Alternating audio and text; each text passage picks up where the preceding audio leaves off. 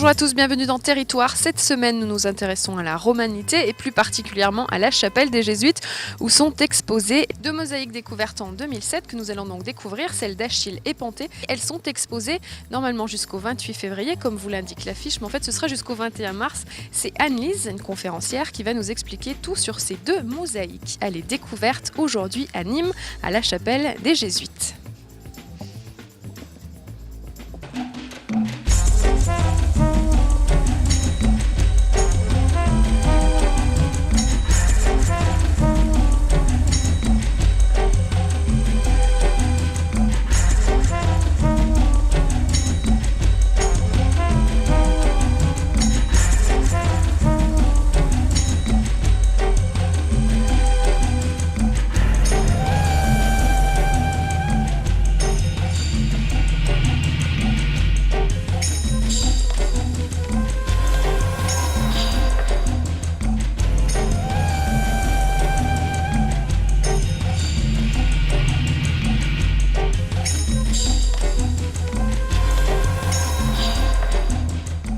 Bonjour, les personnes intéressées par la conférence sur les mosaïques, veuillez vous approcher, nous allons commencer la visite dans quelques secondes.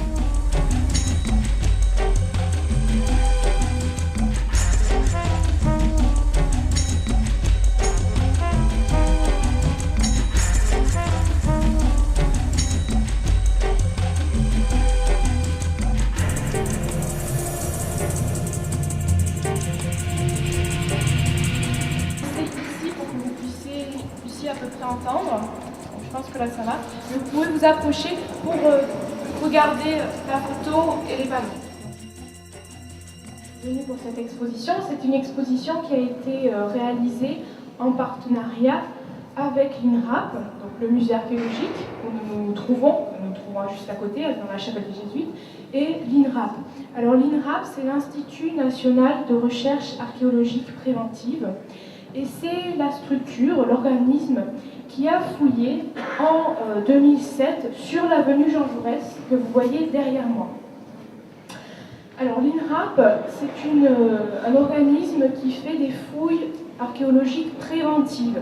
Alors j'insiste bien sur ce mot, sur ce terme, parce qu'en France, il existe deux types d'archéologie. L'archéologie programmée, alors ça c'est le fait des universités, des DRAC, des SRA. SRA, c'est les services régionaux de l'archéologie. Et ce sont des fouilles qui vont concerner des sites, des endroits dont on connaît le potentiel archéologique par des études antérieures. Et ce sont des fouilles pluriannuelles. Donc là, généralement, c'est jamais en ville, c'est souvent sur des terres agricoles, des choses comme ça. Donc les fouilles préventives, ce n'est pas du tout pareil. La fouille préventive, elle va être menée avant la construction d'un bâtiment, et en l'occurrence ici d'un parking. On va mener cette fouille pour voir s'il n'y a pas, dans l'emprise du futur bâtiment, du futur parking, des vestiges archéologiques significatifs. Alors significatifs, cela veut dire qu'ils sont porteurs de sens pour l'histoire de la région, pour l'histoire ici de la ville de Nîmes. Alors la fouille archéologique préventive se déroule en deux temps, d'abord par un diagnostic. Le diagnostic, c'est en fait une tranchée qui est réalisée par les archéologues et qui permet d'étudier le potentiel archéologique du site. Généralement, on lit, si vous voulez, dans les couches archéologiques, les différents vestiges que l'on trouve. Plus on s'enfonce, plus on retourne dans les temps les plus anciens. Mais ce qu'il faut avoir à l'idée, c'est que sur environ 2000 diagnostics que vont réaliser les archéologues en fouille préventive, il y a environ que 300 fouilles qui vont être menées par la suite, ce qui est très peu finalement. Alors ici, c'est une fouille qui a eu une très grande ampleur et qui a été très longue, qui a duré 10 mois, avec une superficie très importante de 6500 mètres carrés. Alors 6500 mètres carrés, c'est, pour vous donner une idée, c'est l'une des plus grandes superficies jamais ouvertes dans l'archéologie urbaine, depuis qu'elle existe, c'est-à-dire les années 70. Alors, les 6500 mètres carrés sont assez inégalement répartis, on va dire, puisqu'il s'agit d'une longue bande de 400 mètres de long sur 15 mètres de large. Et en fait, c'est exactement l'emprise du parking que l'on a aujourd'hui. Donc là, vous voyez l'état en 2007, pendant la fouille, et aujourd'hui, on a le parking.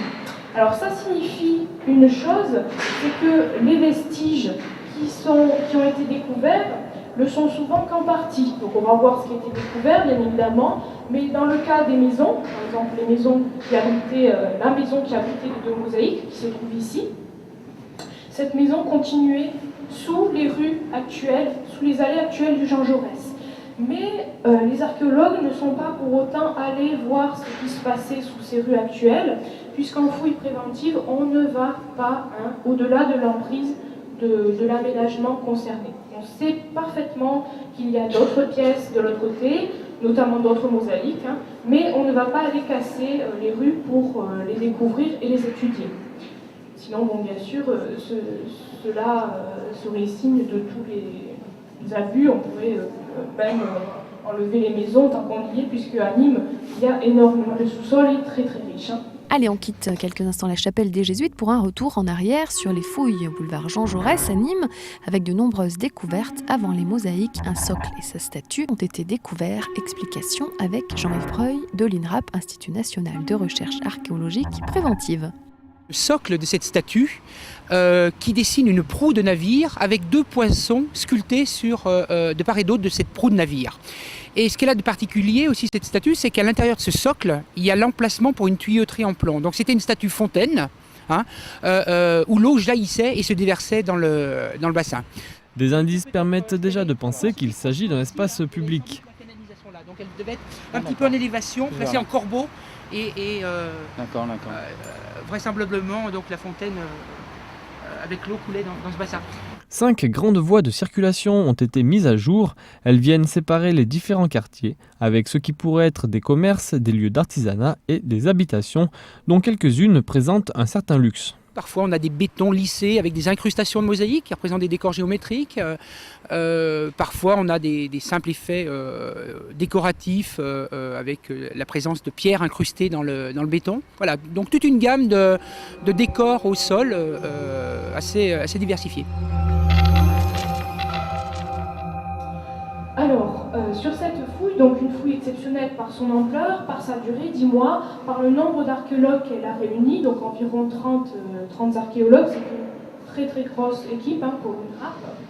Et c'est une fouille qui a posé un petit peu problème pour l'aménageur, celui qui a construit le parking, parce qu'en fouille préventive, c'est le promoteur qui paie la fouille, donc il n'a pas du tout intérêt à ce que la fouille soit longue et à ce que l'on trouve des choses, puisque ça ralentit ces aménagements, et qui dit ralentir les aménagements dit toujours des coûts supplémentaires, etc. Alors, cette fouille, pour venir vraiment dans le vif du sujet, qu'est-ce qu'elle a mis au jour? Elle a mis au jour essentiellement deux choses. Une occupation de l'époque gauloise, et puis vraiment là, un quartier d'époque romaine, d'époque impériale. Alors cette fouille pour l'histoire de Nîmes est aussi remarquable, donc à plus d'un titre, on l'a vu déjà pour la superficie, pour la durée, etc., mais aussi parce qu'elle se situe exactement entre l'enceinte proto-historique, c'est-à-dire l'enceinte gauloise, donc là, on le voit sur le plan, donc vous voyez la fouille au milieu de l'avenue Jean Jaurès. Les rues qui sont figurées à côté, c'est bien sûr le parcellaire actuel, les rues actuelles. Et vous voyez en trait pointillé l'enceinte gauloise, proto-historique, donc qui fermait la ville gauloise qui se situait aux environs des Jardins de la Fontaine et au sud de la Tourmaille. Et cette fouille finit, si l'on peut dire, au pied de l'enceinte romaine, ce que vous avez en bas. Donc ça va nous permettre, ça a permis aux archéologues de comprendre comment on est passé de la ville gauloise à la ville romaine, et surtout comment s'est organisée cette ville à l'époque romaine. Comment s'est développé ce quartier, à partir de quelle rue, comment on a organisé les maisons, etc. Alors pour revenir à l'époque gauloise, tout le secteur de la fouille à cette époque-là est concerné par des parcelles agricoles. Il n'y a pas du tout de parcelles construites. Ce qui a été mis au jour justement dans ces parcelles agricoles, ce sont ce qu'on appelle des soulkis. Alors les soulkis, ce sont des tranchées qui attestent la culture de la vigne. Donc c'est très caractéristique, quand on trouve ça en archéologie, on est sûr qu'il y avait la culture de la vigne. Et ces tranchées datent du IVe siècle avant Jésus-Christ.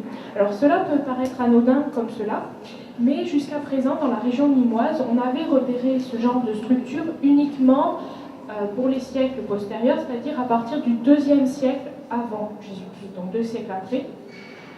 Le IIe siècle avant Jésus-Christ, c'est la période où les Romains s'installent dans notre région. Donc on pensait que les Romains avaient impulsé la culture de la vigne.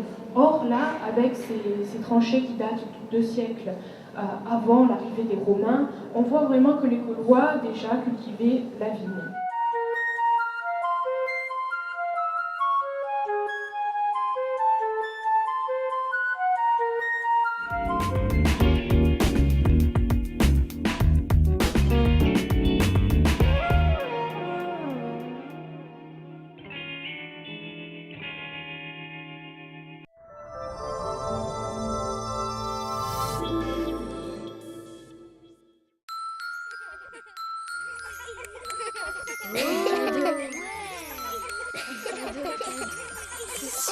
Il était une fois les matinées magiques. Le rendez-vous que Kinépolis donne à tous les enfants et à leurs parents le premier dimanche de chaque mois, avec un tarif unique pour tous, 5 €. Au programme, des animations, une avant-première ou l'un des films pour enfants à l'affiche. et un cadeau surprise. Kinépolis, bien plus qu'un cinéma. Côté homme, côté femme, masculin direct, 25 boulevard Sergent-Trière à Nîmes. Profitez d'une remise de 10% les jeudis 19 et vendredi 20 mars autour de la nouvelle collection Printemps-été 2009. Masculin direct, ouvert tous les jours, du lundi après-midi au jeudi 19h, vendredi et samedi, non-stop de 10h à 19h.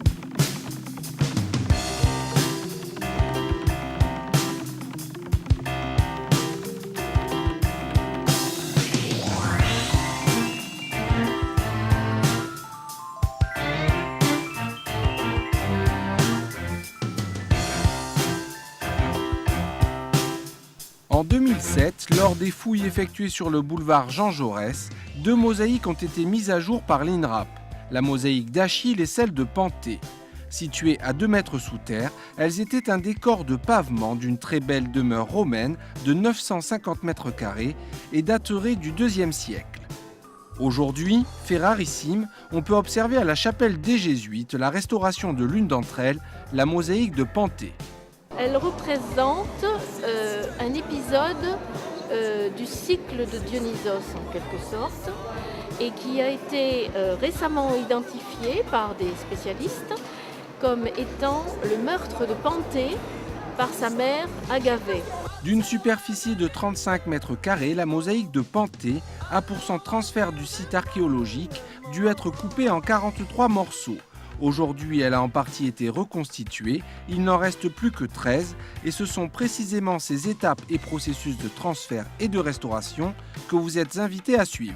Il aura fallu un travail colossal pour que les 2 mosaïques exposées aujourd'hui en 2010 soient visibles au public. Retour cette fois-ci en 2008, avant leur exposition, un travail colossal a été réalisé pour transférer et restaurer les 2 mosaïques. Rencontre avec l'un des restaurateurs de la mosaïque de Panthée.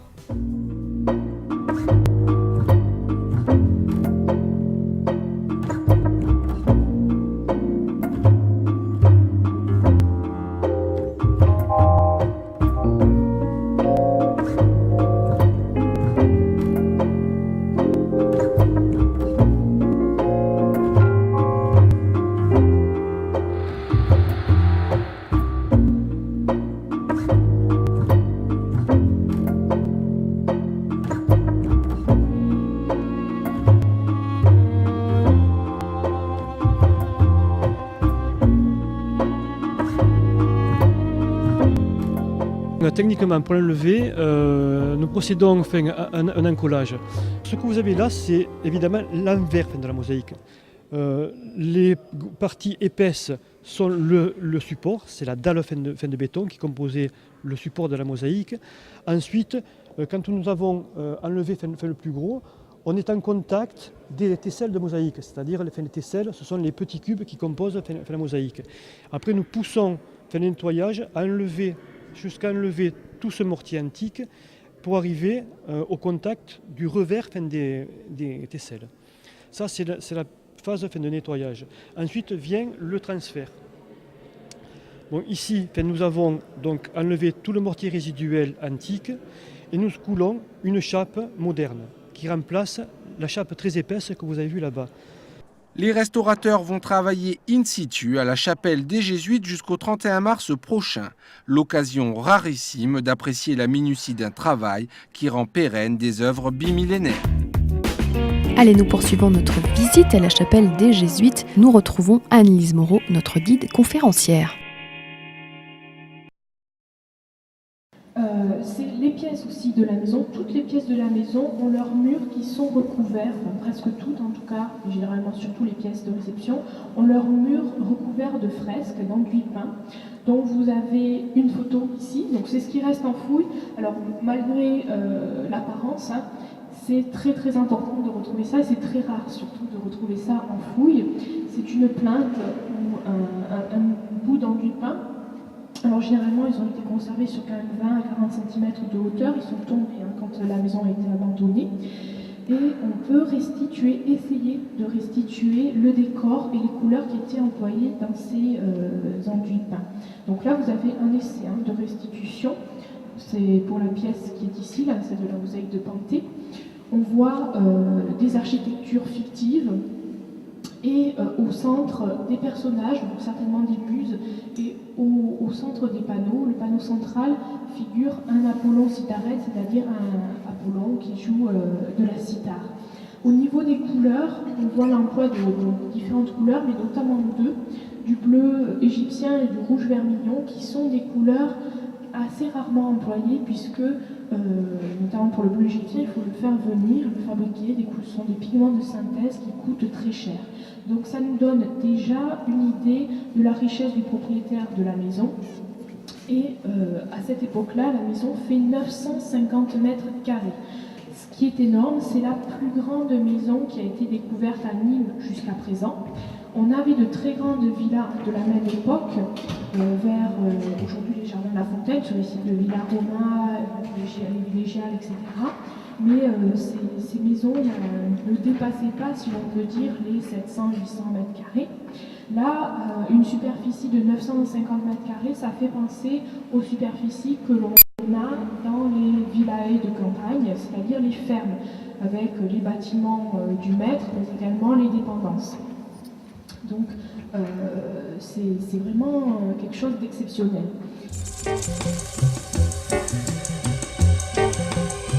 Nous retrouvons Jean-Yves Breuil de l'INRAP, Institut national de recherche archéologique préventive, qui nous parle des deux mosaïques exposées ici à la chapelle des Jésuites.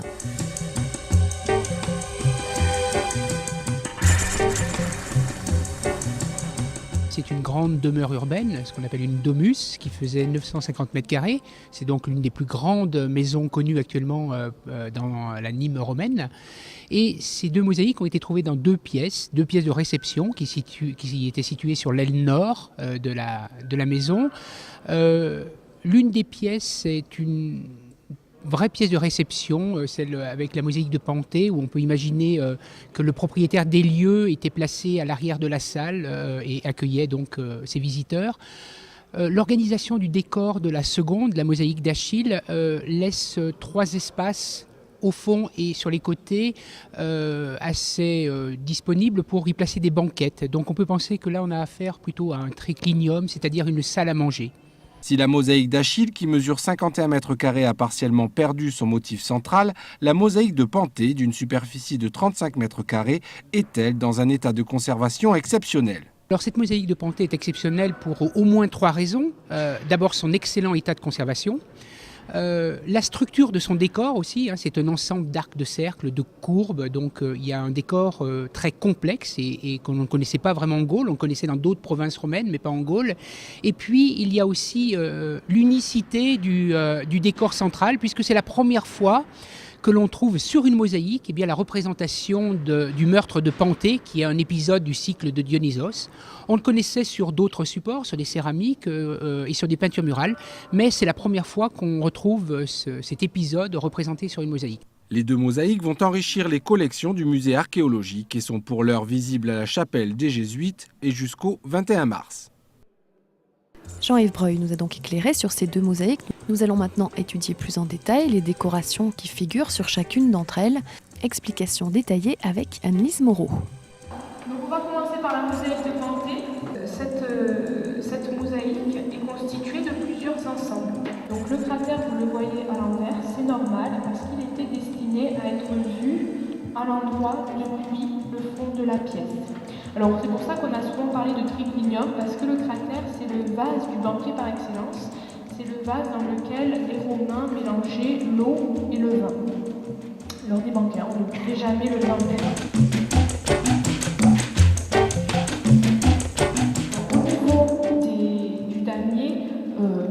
Rien vraiment à signaler. Par contre, au-delà du damier, vous verrez, vous ferez attention tout à l'heure, les tesselles, donc ces petits cubes de pierre de différentes couleurs qui forment la mosaïque, ne sont pas disposés de la même façon. Sur cette bande, ils sont disposés en diagonale. Alors c'est amusant de le remarquer parce que ça permettait aux mosaïstes de récupérer une ligne droite à partir d'un mur qui était en terre, un mur d'adobe qui était nécessairement pas droit. Ce qui explique donc la position de cette aisselle en opus reticulatum. Ça, vous le retrouverez sur toutes les mosaïques quand elles ont été conservées dans leur intégralité, c'est-à-dire les mosaïques fouillées tout récemment. Au niveau des motifs, tous ces motifs sont liés à une personne, au dieu du vin, donc Dionysos chez les Grecs, Bacchus chez les Romains. Donc là, on a déjà évoqué le cratère, on a évoqué le lierre. Alors le lierre, c'est la plante emblème de Dionysos, de Bacchus, et c'est ce qui a fait dire aux archéologues que le propriétaire de cette maison avait certainement fait fortune dans le vin, puisqu'on retrouve le thème du vin dans cette mosaïque, également dans celle de la pièce qui jouxtait celle-ci, dans la mosaïque d'Achille. Alors soit il possédait des vignes et il a fait fortune dans le commerce, dans la fabrication du vin, soit il possédait l'atelier de potier et cet atelier fabriquait des amphores, et notamment des amphores vinaires destinés donc à transporter le vin. Bon, toujours est-il que c'était une très très riche personne, certainement une des plus riches de Nîmes à cette époque-là. Alors, la scène centrale raconte le meurtre de Panthée par sa mère Agavée. Alors, je vous dis, tous les motifs sont liés à Dionysos, mais Dionysos, Bacchus, n'apparaît jamais sur cette mosaïque. Alors, par contre, là, on se trouve en pleine épopée, on va dire, en plein cycle dionysiaque, donc les histoires qui sont liées à Dionysos. Ensuite, tous les autres dessins sont liés soit à cette histoire, soit de façon plus générale au dieu Dionysos, comme je le disais. Dans les autres coussins, vous avez des bacchantes. Alors les bacchantes, ce sont les femmes qui accompagnent Dionysos dans ses différentes pérégrinations, et ce sont en fait les nymphes qui l'ont élevé, qui l'ont ensuite suivi. Alors elles portent un voile comme vêtement et toujours ce tirse, ce bâton, donc généralement en pin, qui au bout est orné souvent de lierre, qui est donc la plante emblème de Dionysos. Et on les voit également tenir un tambourin, puisqu'elles jouent de la musique sur le parcours donc, du dieu.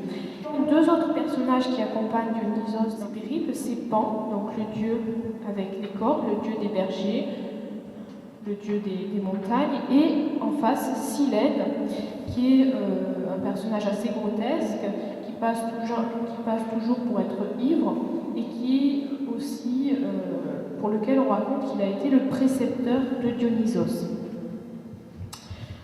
Donc ces Pan et Silène, en fait, ce sont des masques. Et à ces deux masques que l'on peut identifier correspondent deux autres masques qui ne représentent personne en fait, qui sont des masques de tragédie. Alors pourquoi des masques sur cette mosaïque? Parce que Dionysos passe pour avoir inventé le théâtre, pour être à l'initiative des des fêtes en son honneur qui étaient les grandes Dionysies à Athènes. Donc ça, on se replace à l'Athènes classique des 6e, 5e siècle avant Jésus-Christ. Alors pour le reste des motifs que l'on n'a pas évoqués encore ou très rapidement, on a également des oiseaux. Alors vous avez 4 canards dans les 4 angles du panneau principal, 4 perdrix ici, 4 perruches et puis 4 huppes.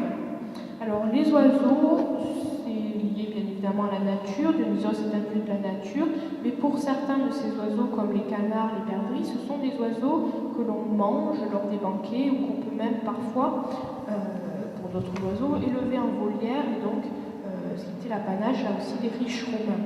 Enfin, pour finir sur cette très grande mosaïque, vous avez 4 têtes qui personnifient les saisons. Ici, vous avez le printemps, en face l'automne, devant moi c'est l'été avec des épis de blé sur la tête, saison des moissons, et en face c'est la saison qui nous correspond aujourd'hui, c'est-à-dire l'hiver, avec son voile pour se protéger du froid.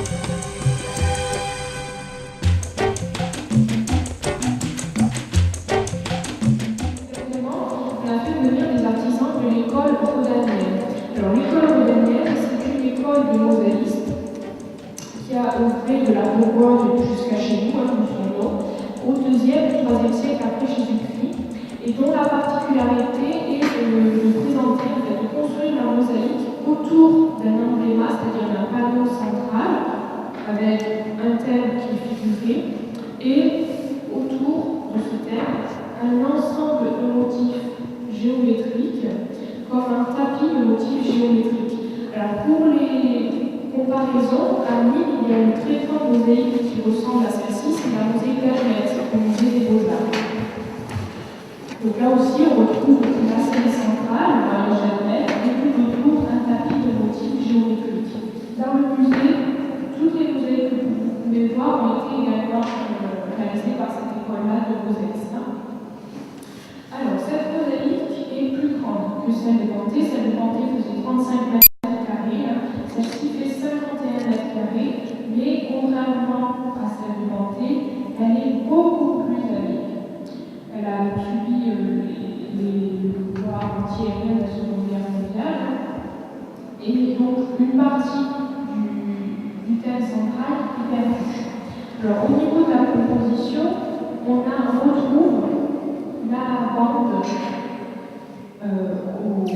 que vous voyez tout au fond, avec là aussi des végétaux. C'est l'épisode, si vous voulez, de la ville d'Achille qui est le plus représenté en mosaïque dans l'ensemble du bassin méditerranéen. On en compte à Rome 16, ça va de l'Italie à la Suisse, à la Turquie, à la Syrie, à l'Afrique du Nord, etc. Avec, bien sûr, quelques variantes, mais on retrouve toujours le tableau central, Achille et David, sa sœur. Alors parfois, il y a Achilles qui est identifié à Romaine. Donc c'est un thème très connu pour la mosaïque, contrairement à celui de Panthée.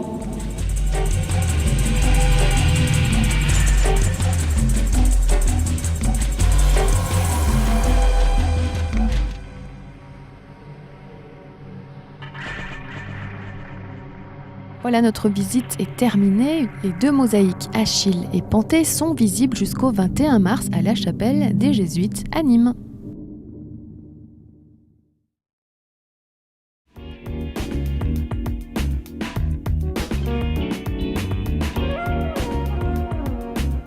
Nous poursuivrons dans notre prochaine émission la découverte de notre patrimoine romain à Nîmes. Ce ce sera pour découvrir les arènes et la maison carrée dans un prochain numéro de Territoire. Soyez donc au rendez-vous.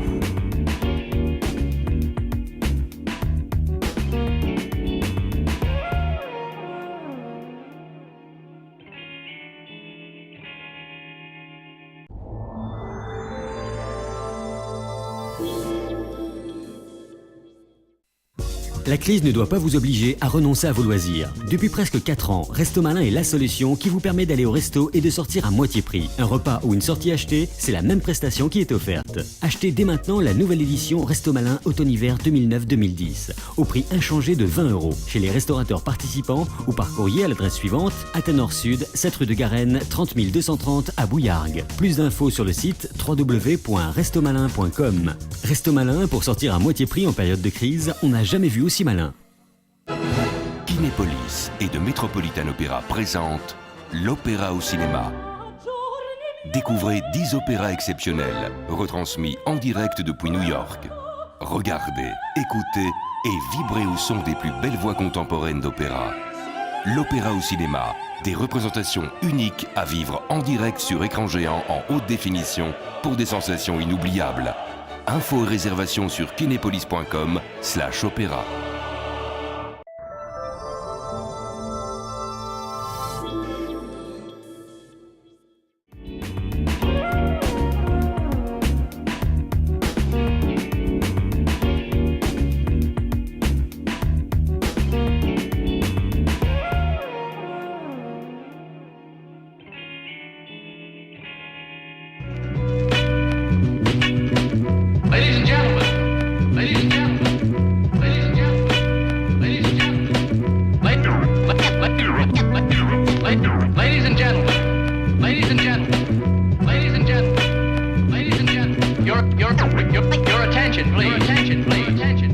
And now the moment we've been waiting for is here.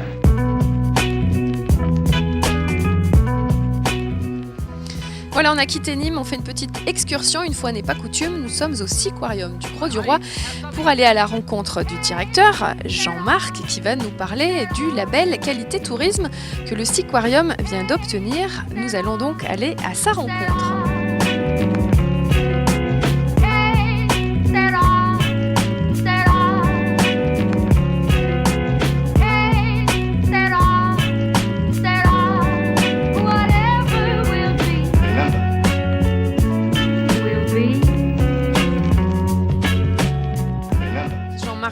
Bonjour. Oui, bonjour. Vous êtes le responsable du Siquarium ici au Grau-du-Roi et vous avez récemment eu le label Qualité Tourisme. Alors expliquez-nous qu'est ce label.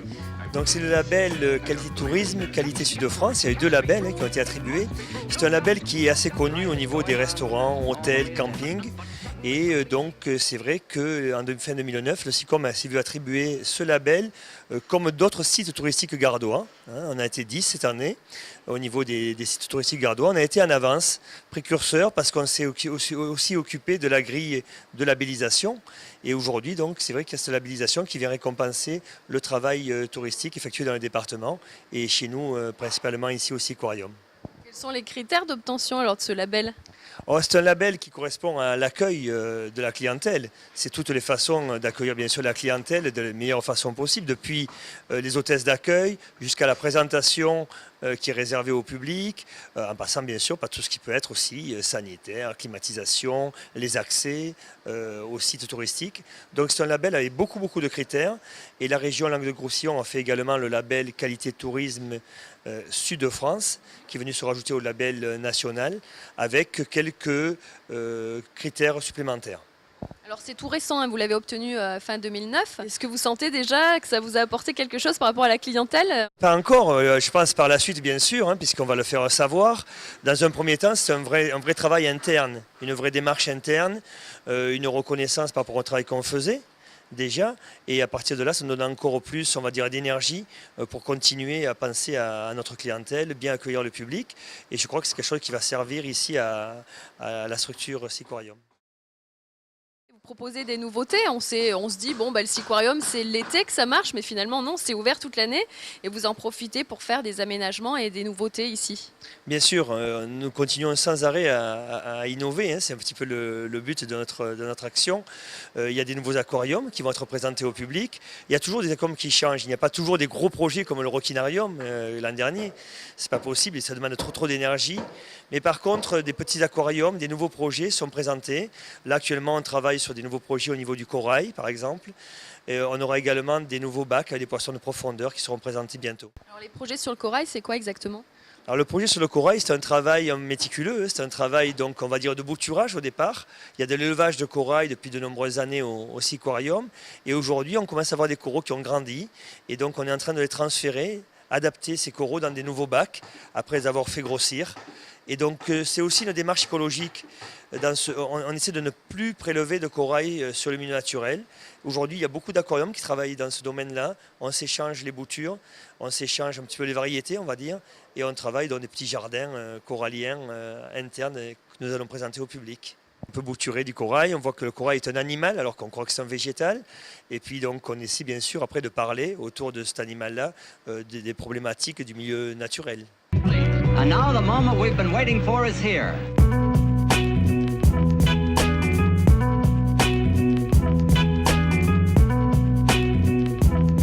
Derrière nous, il y a des travaux. Alors qu'est-ce qui se passe là derrière cette bâche ? Derrière ce bâche, ce sont des nouveaux aquariums. Il y a le nouvel aquarium qui sera présenté ici dans la fin de la partie tropicale avec des espèces particulières. On va travailler également sur des bancs de poissons, des poissons de plus de profondeur, poissons qui nécessitent moins de lumière. On s'enfonce un petit peu vers le tunnel des requins déjà à ce moment de l'aquarium.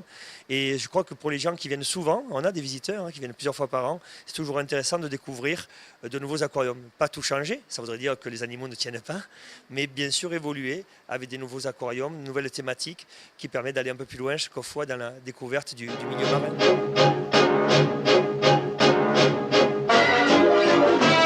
A radio network. An empire upon an empire. Requins justement, parlons-en. Parfois marteaux, parfois tigres ou blancs, sont-ils tous aussi méchants que nous le pensons ? C'est ce qu'a voulu savoir Frédéric Siller dans ce reportage. On se retrouve tout de suite après, si par chance je ne me suis pas faite dévorer. Une silhouette dans la mer ? Un aileron hors de l'eau ? C'est sans doute un requin. Mais que sait-on réellement de ces poissons détestés qui nous procurent frissons et peur à la prononciation de leur nom ? Depuis sa création, le Seaquarium au Grau-du-Roi a toujours eu la vocation d'instruire les visiteurs sur le monde fascinant du milieu marin. Tortues de mer, phoques, otaries et autres mammifères. À la tête de cette faune trône fièrement le seigneur des océans, le requin. Ce poisson, pour la plupart des espèces inoffensifs, souffre d'une terrible image, celle de mangeur d'hommes. Afin de mettre un terme à cette idée reçue bien ancrée dans notre culture générale, le Seaquarium propose à ses visiteurs le Roquinarium, une attraction ayant pour but de changer d'opinion sur ce prédateur. La peur ancestrale qu'inspire le requin lui a valu durant des siècles d'être tué, massacré. Et cette crainte, bien sûr, n'a cessé d'être alimentée par le cinéma. La vision dramatique, monstrueuse du requin, on sait d'où ça vient, c'est un film, voilà. Tout le monde l'a vu, malheureusement, la plupart des gens. Donc ça fait extrêmement mal, en fait, à l'image du requin. Et justement, des requins avec des mâchoires énormes et qui attaquent les gens. Voilà, il y a 3 espèces, en fait, qui causent des accidents sur les hommes. Et généralement, c'est justement par accident. C'est en les confondant avec des otaries ou ce genre de choses, mais c'est pas forcément un requin mangeur d'hommes, quoi. Donc non, c'est malheureux, mais la plupart des gens maintenant ont cette image de cet animal, quoi. Ce cliché, pour de nombreux biologistes et océanographes spécialisés dans l'étude des squales, doit très vite changer avant qu'il ne soit trop tard. En effet, la pêche à outrance et la chasse de cet animal accélèrent l'extinction de multiples espèces. Une des causes de la disparition inquiétante de certains requins porte un nom lié au monde culinaire. Vraiment, il y a une énorme menace sur les requins, notamment par le finning, en fait. C'est le fait de récupérer simplement les ailerons. Ils sont pêchés énormément pour ça, surtout en Asie.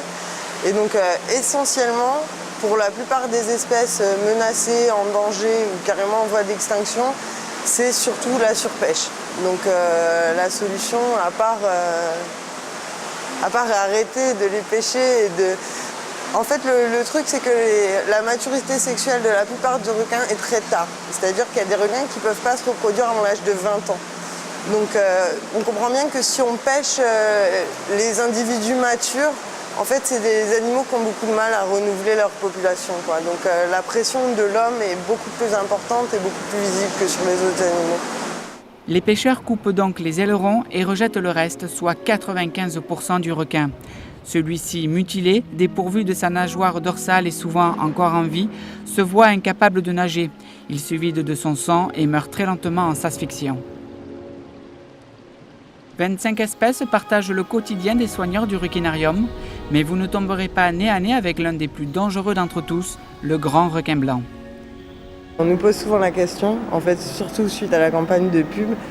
La campagne de pub, c'est essentiellement par rapport à l'image. Quand on pense requin, on pense requin blanc avec mâchoire énorme. Et en fait, l'idée, c'est de faire venir les gens et de faire comprendre aux gens justement que les requins, c'est pas simplement ça. Voilà. Donc c'est pas simplement le requin blanc, c'est toutes les autres espèces. Et oui, laissons le sensationnel au 7e art. Ici, au requinarium, on souhaite avant tout mettre en valeur le roi des mers. L'idée du requinarium, c'était vraiment de faire un lieu dédié aux requins. Donc avec beaucoup de muséographie, beaucoup d'explications sur sa biologie, anatomie, répartition. Et par contre, il y a toujours dans l'ancienne partie le tunnel visible où on a laissé des grosses espèces en fait qu'on aimerait voir se reproduire en fait. Donc on les a laissées tranquilles là-bas. Et ici, c'est vraiment d'autres espèces, beaucoup d'espèces différentes, pour vraiment montrer aux gens toute la diversité en fait de cette famille. En fait, le requin blanc ne survivrait pas en captivité. De plus, c'est une espèce très protégée. C'est pourquoi, comme ses cousins le requin bulldog, tigre et marteau, ne peuvent être capturés à des fins attractives. Voilà 400 millions d'années que le requin est apparu dans les océans au début de l'ère mésozoïque. Ils restent dans leur milieu naturel très difficile à étudier. Pourtant, à force d'observer leur comportement en milieu captif, leur rapport entre nous semble de moins en moins flou. Il y a des endroits où ils vont se reproduire, etc. Mais c'est assez difficile encore à l'heure actuelle de repérer les populations, de savoir combien en reste. Mais les travaux qui ont été faits sont tous dans le sens d'une disparition ultra rapide et ultra dramatique quand même. On ne dramatise pas la situation. Les requins sont vraiment en train de disparaître. On ne sait pas exactement ce qu'ils perçoivent de nous, au niveau odeur, au niveau visuel. Donc on n'a pas un rapport qui est le même qu'avec un mammifère. Mais on a quand même instauré un entraînement. Donc on voit qu'ils sont capables d'apprendre et qu'ils sont capables de réagir à ce qu'on leur demande. Donc ils font quand même preuve d'une intelligence. Après, c'est pas le même rapport qu'on pourrait avoir avec d'autres animaux, quoi. Ils font preuve d'intelligence. Est-ce possible? Lui qui suscite chez les baigneurs et plus chez les surfeurs une peur bleue? Nous reviendrons plus tard sur cette remarque. Pour l'heure, Sarah et sa collègue se préparent pour le nettoyage des vitres internes du grand bassin. Le matériel nécessaire à cette plongée subit une vérification minutieuse. De la combinaison aux palmes, en passant par les bouteilles à oxygène, rien ne doit être négligé. Nos deux techniciennes biologistes prennent donc tout leur temps. Au fil des mois, si elles n'y prêtent pas attention, l'habitude s'installe et ouvre la porte au danger. Le fait de bâcler l'inspection des appareils pourrait engendrer de sérieux problèmes en matière de sécurité. Afin de ne pas effrayer les requins nageant à proximité des plongeuses, les gestes se font en douceur. Et oui, le requin nous avait caché qu'il était de nature stressée. Les requins, en fait, c'est des animaux qui sont très sujets au stress. Donc, pour éviter tout stress, on les observe, on va doucement et on respecte en fait leur façon de fonctionner pour pas leur faire peur, parce que c'est dans ces moments-là en fait qu'il peut y avoir un danger, quoi. S'ils sont bien et qu'ils n'ont pas peur de nous spécialement, ils n'ont pas de réaction agressive comme ça volontairement.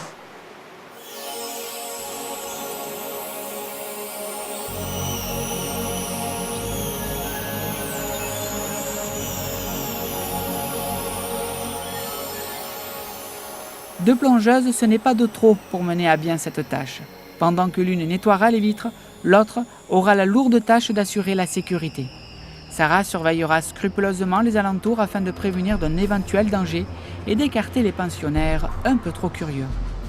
Si certains requins font mine d'ignorer la présence des intruses, la règle d'or, ne jamais relâcher sa vigilance. C'est des prédateurs en fait, donc c'est des super prédateurs, donc ils ont un instinct de chasseur, donc forcément tout nouvel élément dans leur bassin fait qu'ils vont être curieux, ils vont venir voir. Le souci avec les requins, c'est qu'ils n'ont pas de main pour appréhender ce qui se passe, la nouvelle chose dans leur bassin, donc forcément si vraiment la curiosité va trop loin, ça peut être un coup de mâchoire simplement pour vérifier ce que c'est. Donc on évite à tout prix cette curiosité. On évite de les stresser, donc on est là, il faut qu'ils voient qu'on est là, parce qu'il y a certaines espèces par exemple qui ne voient pas vraiment, donc qui peuvent nous arriver dessus bêtement, et par contre là ça peut être dangereux, parce que si au dernier moment il se passe quelque chose et qu'elles n'ont pas l'habitude d'avoir quelque chose à cet endroit-là, il peut y avoir une morsure comme ça par accident complètement. Donc voilà, on les observe, on regarde leur comportement, si tout va bien ils ne sont pas stressés, on va tout doucement, pas de mouvement brusque. Si on est tranquille, ils sont aussi tranquilles, donc tout va bien. C'est quelque chose de très intéressant et puis on apprend beaucoup de choses. J'ai vu la variété des requins et puis ils sont bien présentés, donc c'est assez agréable. La visite est très sympathique. C'est magnifique, on voit toutes sortes de requins qui évoluent dans un milieu naturel et c'est impressionnant. C'est très éducatif, on découvre plein de choses sur la mer, sur ce qu'il faut protéger, sur les espèces à voir et puis ne plus avoir peur vraiment des requins. Quelles que soient les craintes que nous entretenons envers eux, gardons toujours à l'esprit que la disparition des requins entraînerait un véritable déséquilibre sans précédent de l'écosystème marin. Espérons que ce scénario ne reste qu'à l'état de fiction et que l'homme ne décide pas dans l'avenir d'en écrire une fin tragique.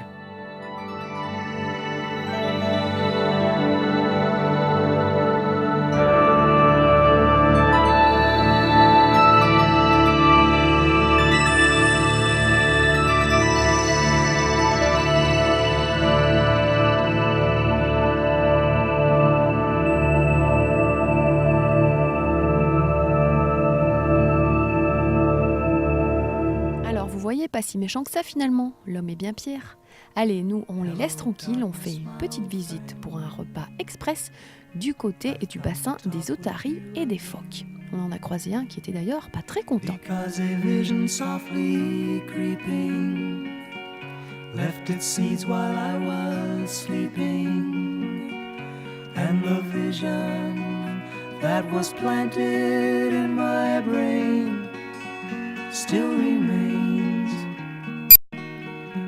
Alors là, c'est la saison calme en ce moment. Alors comment ça se passe pour vous Quel est votre travail justement pendant cette saison-là calme? Alors nous, on est nombreux à travailler, près de 25 au Seaquarium. Les techniciens d'aquarium continuent. Vous voyez, ils ont des nouveaux aquariums, mais le travail est toujours le même. Les animaux demandent toujours le même entretien, le même soin. Aussi, les gens qui s'occupent des otaries, phoques otaries, travaillent avec leurs animaux comme au quotidien, toute l'année. Du côté de l'accueil, c'est plus calme. Nos hôtels d'accueil ont énormément de monde pendant les saisons estivales. Là, elles continuent à faire leur activité dans une phase un peu plus calme.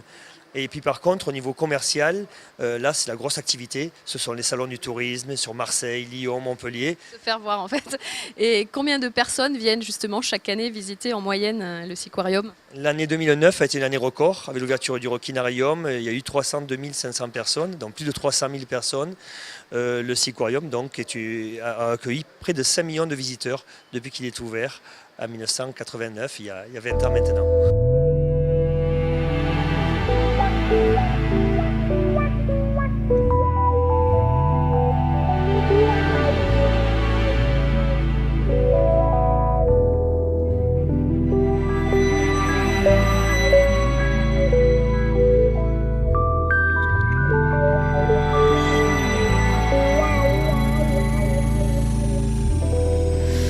Flocking to the sea, crowds of people wait for me. Là, nous arrivons à la fin de la visite dans l'espace gratuit. Oui, donc c'est le musée de la mer du Seaquarium. Et donc cet espace-là, bien sûr, a été décidé un espace gratuit dont le public peut s'y rendre, visiter, découvrir la vie d'un village de pêcheurs, le Grau-du-Roi, les techniques de pêche ont été mises en évidence. Il y a un film, très beau film, sur une journée en chalutier, ici au Grau-du-Roi. Et donc ça, c'est une volonté dans l'avenir, et ça fait partie de la qualité qu'on veut proposer. Un sentier d'interprétation sur le bord de la dune va être ouvert.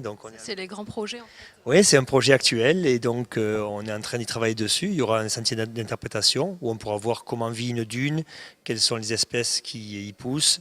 On pourra parler également des animaux de la dune et puis également des animaux marins. Et le sentier, alors, ce projet pourrait voir le jour à quelle date ? Alors c'est un projet qui aujourd'hui est à l'étude.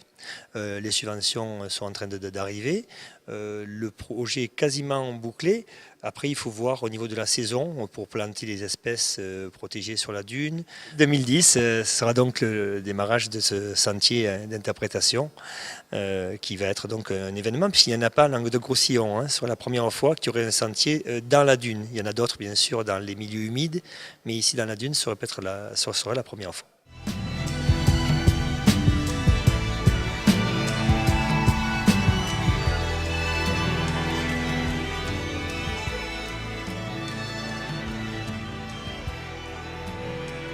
Voilà, notre balade au Grau-du-Roi s'achève. Nous étions donc au Palais de la Mer, au Siquarium, pour visiter ce magnifique lieu que je vous invite à découvrir l'été ou hors saison, parce qu'ici, hors saison, on est plus tranquille, ça se bouscule moins au portillon et on peut découvrir tous les beaux animaux qui sont ici, qui peuplent ce siquarium. Nous nous sommes évadés à la rencontre des otaries, des phoques ou bien encore des requins.